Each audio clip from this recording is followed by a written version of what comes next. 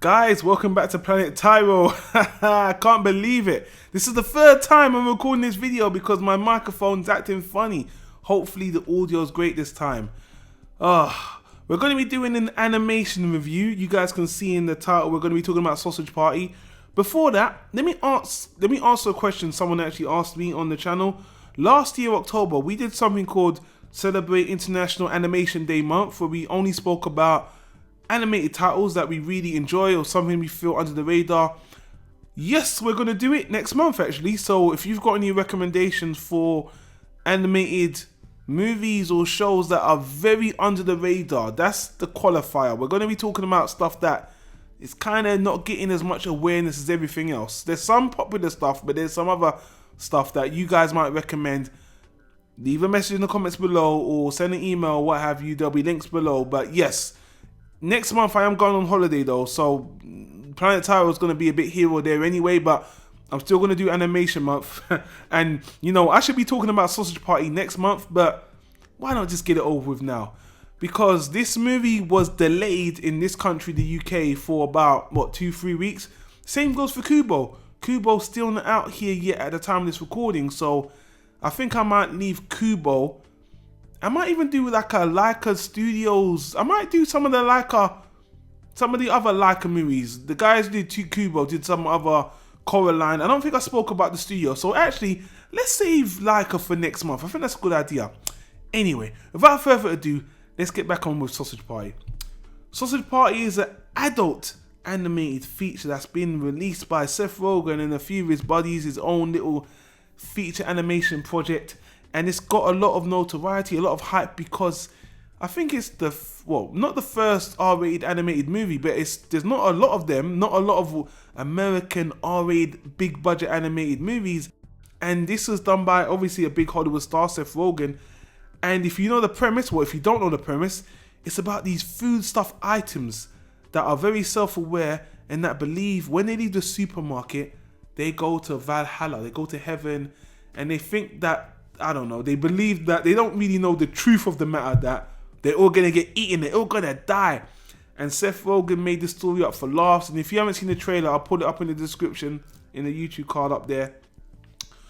And the reason why I was really excited about this movie is because I've said 100 times on a podcast or so many videos, I'm a big lover of animation. And animation as an art form is very creative. And you could express any story through animation, not just children's stories. This whole thing about cartoons are for kids is a very antiquated and very Western way of seeing things. I've seen so many great anime, even Western animated stories that are done, you know, that have done something more creative and mature that are not just for kids. Now this movie in particular might have taken that a bit overboard, but here's my thoughts on the movie before we speak about the bits and pieces.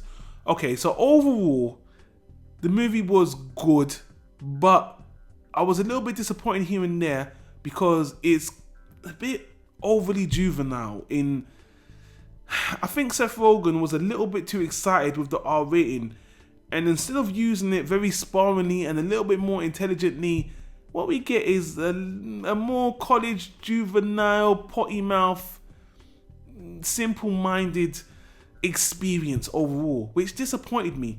The comedy again relies a lot on the dialogue and a lot on the word fuck, motherfuck, and dick jokes and all this other stuff that is very funny sparingly, but they kind of overdo it throughout the movie, and that's what let me down. I'm like, is that all you got? Come on, man, you gotta give me more than this. And I will, because there are a lot more positive things just to say that. But that overall fundamentally disappointed me, as that is that the crutch of the story is the comedy based on the dialogue and the juvenile humor. The concept is interesting, using this whole, well, the whole allegory to this movie is religion. The way these food items see, you know, humans and their whole imaginary thought process of the afterlife is an allegory to how Christians, Muslims, Islamists see religion. It's blatant. This movie is a big joke on religion. I'm not religious, so I can laugh about it, but a lot of people are not going to laugh about it, and a lot of people are going to be offended, and I don't know what to say. It's, to be honest with you, it's a juvenile movie, so you have to know what you're walking into. But in saying that, they go deep with those jokes, and I appreciate it. And it's not just even religious jokes. There's a lot of racial, stereotypical jokes. One of the most, actually, that's another positive thing. A lot of the different foodstuffs are meant to correspond to certain ethnicities, which is very creative, and you know, it's very funny, and it's very on the nose, and you get the black guy and the Jewish guy, and the voice acting for these characters are fantastic. I think a lot of them do a good job. Seth Rogen mostly plays himself, so I can't really give him props for that, but his voice is funny. It adds to the variety. Kirsten Wiig. I think some of the guys that really surprised is Edward Norton. I didn't even know that was him, doing a Woody Allen Jew impression.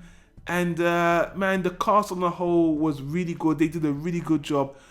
The story, it's the story itself that the main characters go through, the journey, took me a bit by surprise, because after I watched the trailer, I actually thought a lot of this movie was going to take place in a home of a customer, and a lot of these foods being on the run. It actually wasn't like that. A lot of the movie was set in the supermarket.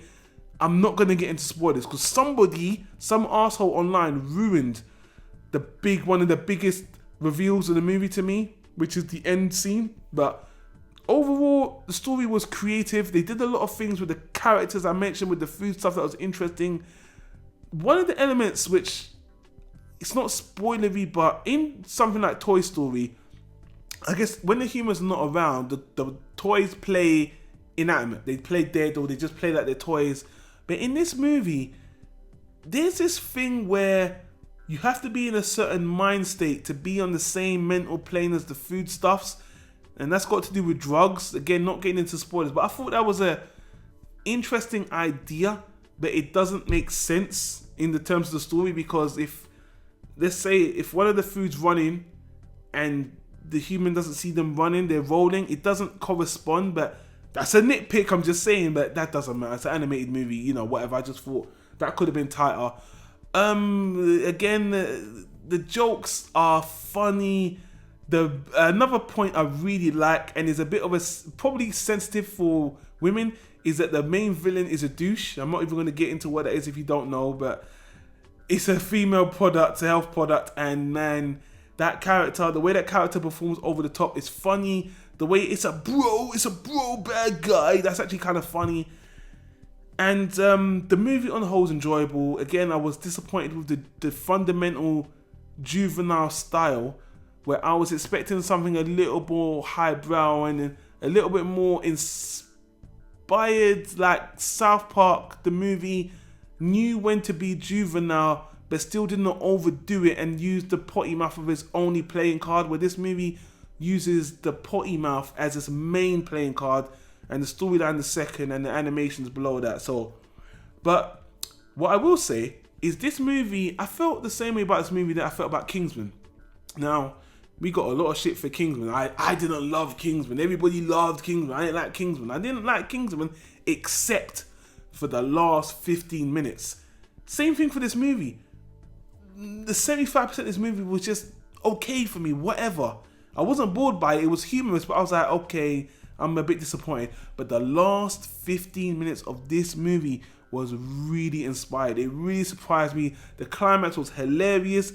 It was very creative. They did some crazy shit that went off the wall. The climax was good enough. The big action set piece climax in the supermarket was great.